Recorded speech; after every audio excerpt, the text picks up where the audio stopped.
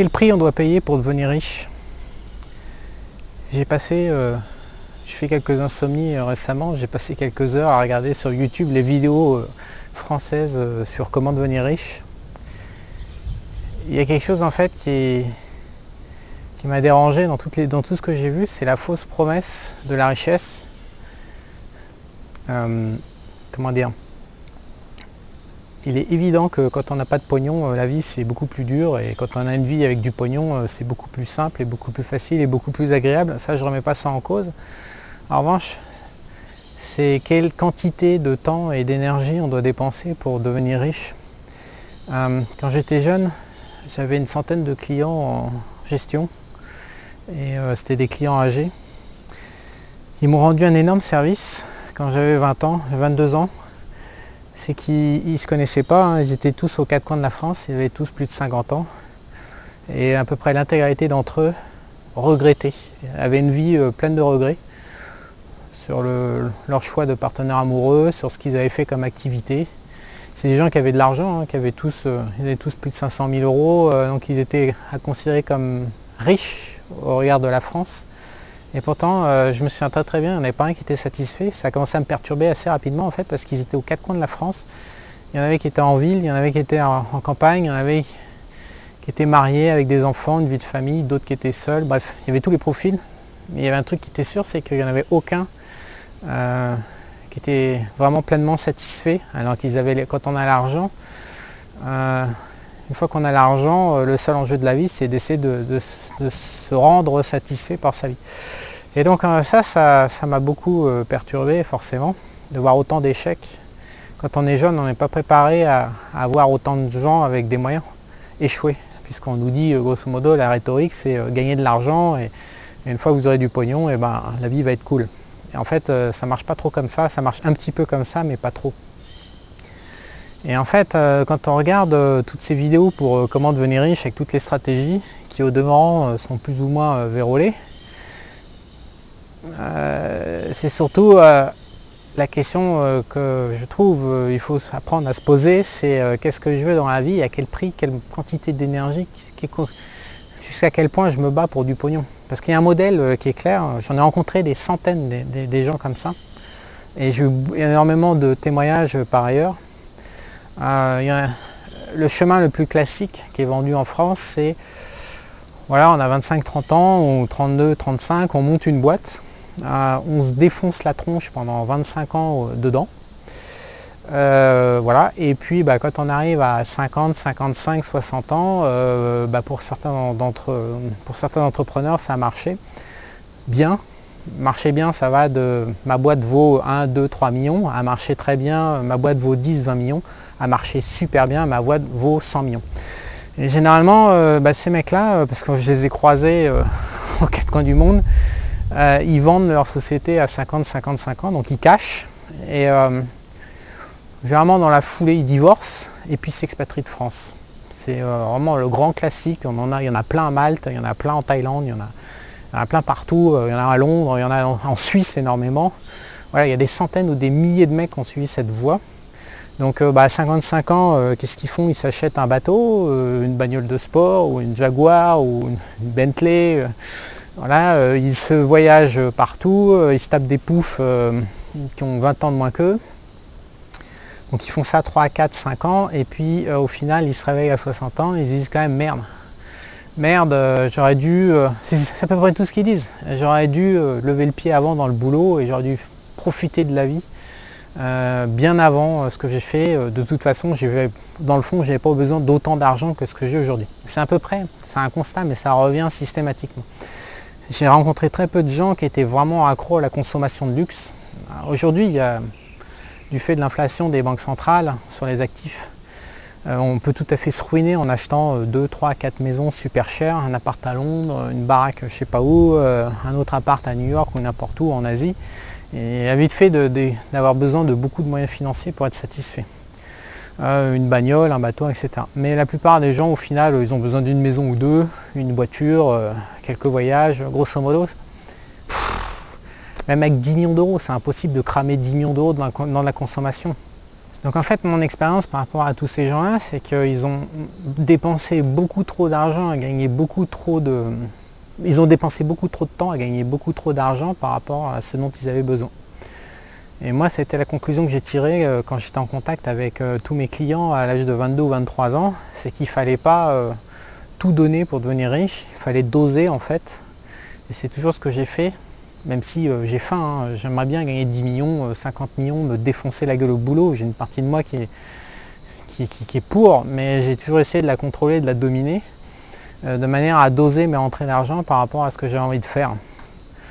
Et donc devenir riche, oui, mais pas à n'importe quel prix, sinon ça mène au fait qu'on dépense trop de temps, parce que quand on démarre à zéro, devenir riche aujourd'hui, c'est quand même ultra compliqué. En plus, il y a... Pour une majeure partie des gens qui cherchent à devenir riches, mais ils n'y arrivent pas. Donc non seulement ils claquent tout leur temps à essayer de devenir riches, mais en plus ils ne sont pas riches à la fin. Donc devenir riche, c'est super à la mode, mais je ne sais pas dans quelle mesure les gens mesurent, à quel point les gens se rendent compte du piège, et puis surtout qu'ils devraient réfléchir au curseur et aux enjeux.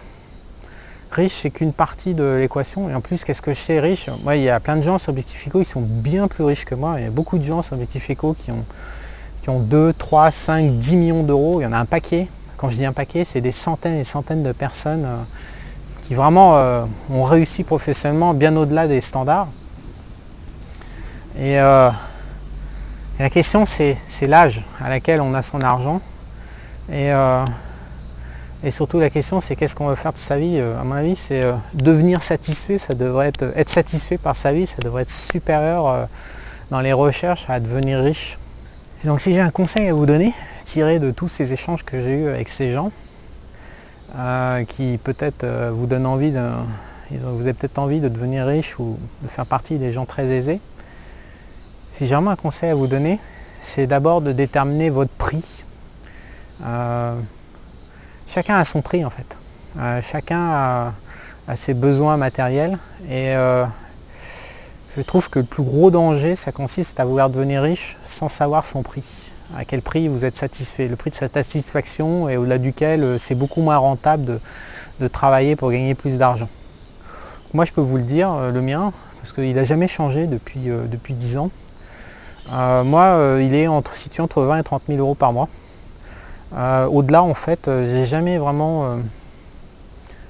j'ai pas d'utilité pour l'argent au-delà de ce que je peux gagner au-delà de 30 000 euros. Bien sûr, d'abord, je suis dans un challenge perso qui m'occupe les neurones, mais c'est plus pour m'occuper les neurones qu'autre chose. J'aimerais régulariser des revenus de 100 000 euros par mois. C'est juste pour me prouver, mais c'est un jeu. Si j'y arrive pas, je m'en fous et je me défonce pas pour obtenir cet objectif.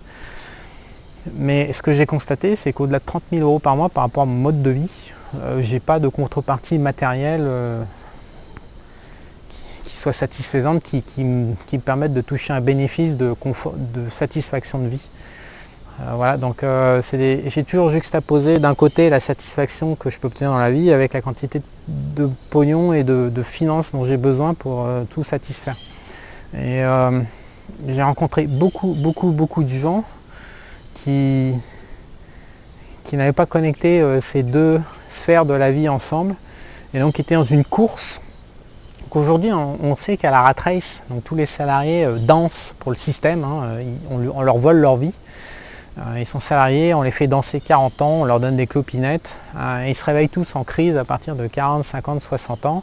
Ça se termine généralement pour les hommes dans un bain d'alcool, et pour les femmes ça se termine dans un bain de médicaments pour se calmer, d'antidépresseurs, d'anxiolytiques. Ça, c'est, quand on voit les statistiques, c'est juste effarant en France de ce qui se passe.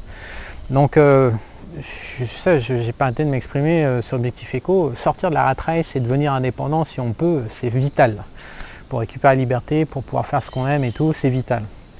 Mais ce qu'il faut bien comprendre, c'est qu'une fois qu'on est sorti du système de la rat race des salariés, il y a de nouveau une rat race. C'est pas la course des rats, c'est la course des entrepreneurs.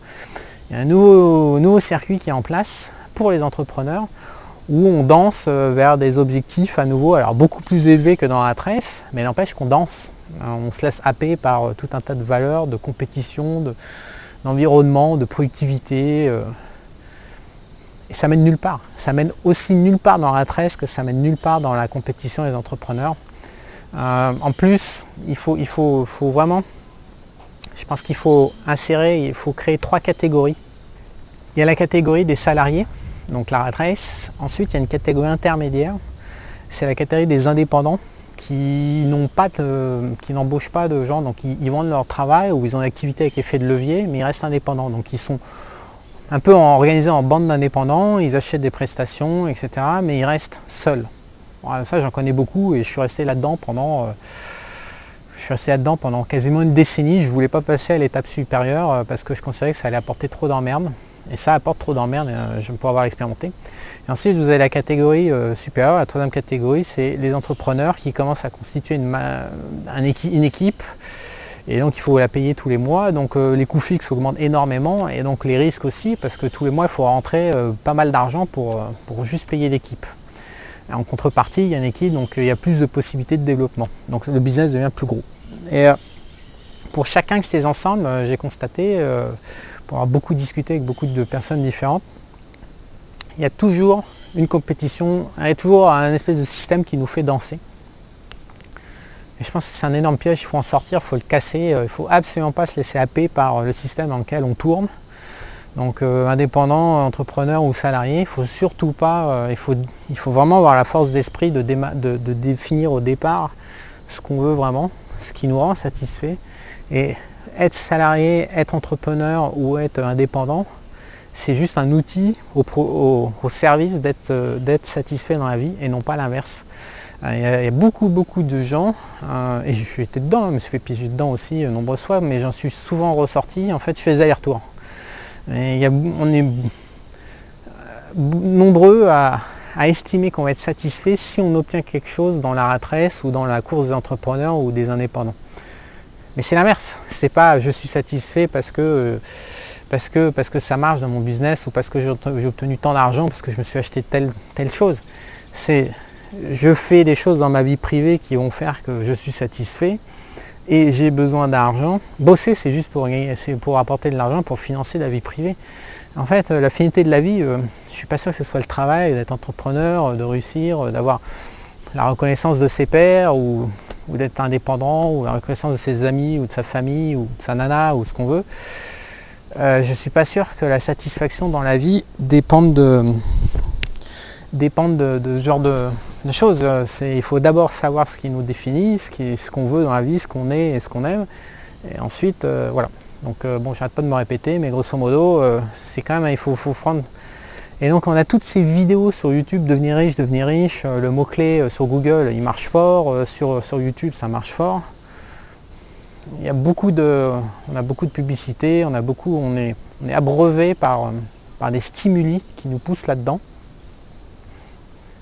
Moi je vous le dis, hein, tous les gens que j'ai vus, il y a une étude qui est parue aujourd'hui, non pas aujourd'hui, la semaine dernière aux États-Unis, qui montrait que les gens riches étaient moins happy, moins heureux que les gens moins riches. Avoir de l'argent, ça crée aussi beaucoup d'obligations. Je ne suis pas étonné par les résultats d'études. Avoir de l'argent, ça crée beaucoup d'obligations. Moi, j'en ai toujours eu peur et il faut voir qu'il faut gérer. Une fois qu'on a de l'argent, il faut le gérer à titre perso. Quand on a un business après ou des gens qui travaillent pour nous, il faut les gérer. En fait, on se retrouve dans une prison. C'est une nouvelle prison. Alors, elle est plus dorée que la prison des salariés, mais on est quand même dans une prison. Et au final, je crois que ce qui rend le plus heureux les hommes, c'est pas forcément d'avoir une quantité massive de pognon et de pouvoir acheter tout ce qu'on veut. Je pense que la liberté rend plus heureux que la domination matérielle des autres ou le open bar. L'illimité matériel ne rend pas heureux, ça c'est clair, donc ils l'ont mesuré statistiquement aux États-Unis. Ce qui rend heureux les gens, c'est le contact aux autres. Donc ils ont dans cette étude, mais ça c'est très américain parce qu'en France on est moins branché là-dedans, mais aux États-Unis, même pour s'acheter une image, ils font des opérations de charité, donc tout est référencé, les gens qui donnent, les gens qui ne donnent pas, etc. Donc en France on est moins dans s'acheter une bonne image une fois qu'on a gagné du pognon dans les œuvres de charité. Un petit peu, mais beaucoup moins. On ne met pas trop ça en avant. Voilà, nous on est des penseurs en France. Mais blague à part, ce qui nous rend heureux, c'est le contact aux autres, c'est pas la quantité de millions accumulés, quoi. Et c'est ce que m'avaient montré mes clients il y a 20 ans. Et voilà, donc moi j'ai essayé de mettre en place une espèce de deal où j'essaie de jamais me faire trop piéger. Je me fais piéger pendant une semaine ou quelques mois et puis je ressors du système et j'essaye de me recentrer sur qu'est-ce que je veux, qu'est-ce qui compte dans la vie. Donc là je suis au Costa Rica, généralement je m'isole au Costa Rica 2 ou 3 fois par an pour me remettre au clair. Et si j'ai un conseil à vous donner, c'est de pas courir, c'est de courir après l'argent, oui, mais de contrôler la course. La contrôler, c'est plus important que tout le reste à mon avis. J'ai rencontré tellement de gens qui ne contrôlaient pas. C'est le meilleur conseil que je puisse vous donner, c'est de contrôler la course au pognon en fait.